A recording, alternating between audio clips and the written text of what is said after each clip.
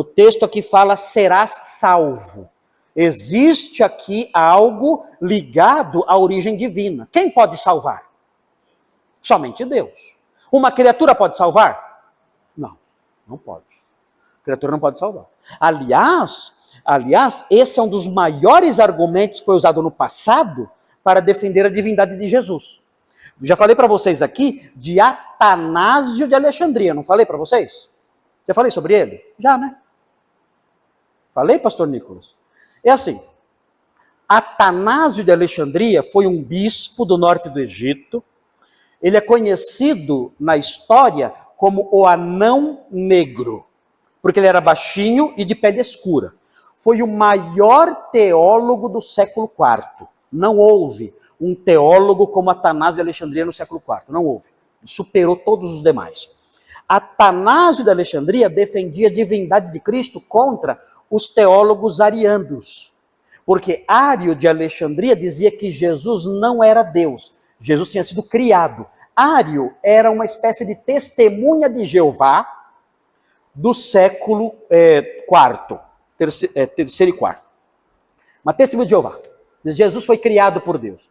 Então, o que Atanásio disse?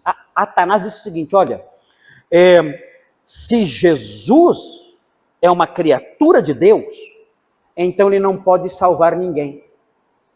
Porque uma criatura não pode dar vida eterna para outra. Uma criatura não pode salvar outra. Não existe essa possibilidade. Como uma criatura, um anjo, por mais santa que seja essa criatura, como uma criatura vai poder salvar uma outra criatura? Dar vida eterna, não tem cabimento isso. Se nós dissermos que Jesus foi criado por Deus, então ele é uma criatura, e criatura não salva criatura. Só Deus salva. Só Deus salva. E esse argumento de Atanásio foi tão forte, além de um outro que ele usou, esse argumento foi tão forte que a ortodoxia ensinada na época prevaleceu, por causa da força da argumentação de Atanásio de Alexandria, conhecido hoje como Santo Atanásio. Ele defendeu a divindade de Cristo usando, entre outros, esse argumento. E é um argumento válido. E aqui nós vimos isso. Quando o texto fala assim, olha, será salvo, automaticamente está implícito aqui a ação de Deus, porque só Deus pode salvar. Parênteses. Maria é criador ou criatura? Maria. Maria é criatura ou criadora? Criatura. Ela pode salvar alguém? Não. Por quê?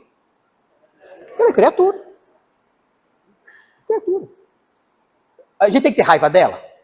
Não. Mas temos que pedir para ela salvar a gente? Não. Eu posso chamar ela de corredentora? Não. Posso chamar ela de feia? Não.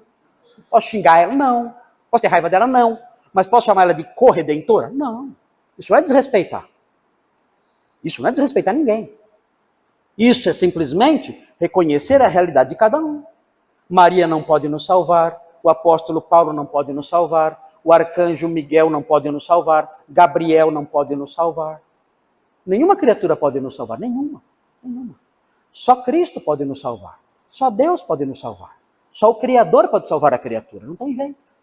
Isso não é desrespeitar ninguém. É só reconhecer essa realidade teológica básica, que o próprio Santo Atanásio proclamou e estabeleceu a ortodoxia no século IV por causa de um argumento forte como esse. Imbatível esse argumento. É imbatível. Se eu quiser salvar eternamente as minhas filhas, eu consigo? Eu daria tudo. Se eu pudesse, Paulo dizia, olha, eu daria a minha vida. Eu gostaria de ser considerado anátema, separado de Cristo para salvar os meus compatriotas. Se eu pudesse salvá-los, eu daria tudo para salvá-los. Mas Paulo podia? Não podia. O próprio Paulo dizia, eu não posso salvar ninguém. Por quê? Eu sou uma criatura. Eu tenho que ser salvo, não salvar. E então, nós reconhecemos a partir disso que só Deus pode salvar. Aqui, então, nós vemos a ação de Deus.